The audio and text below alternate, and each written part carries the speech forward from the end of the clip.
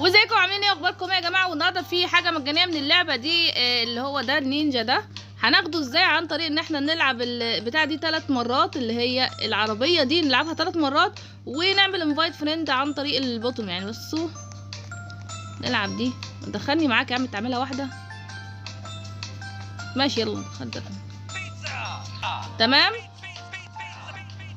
اوكي انت تركب مع حد بقى يعمل لك حاجات. المهم لازم نعمل 11 فريند عن طريق ان احنا بندوس الزرار ده ونعمل لهم انفايت كده. 1 2 3 4 5 6 7 8 9 10 11. ما اتحسبتش ليه مش عارفه، بالتالي لازم يدخلوا.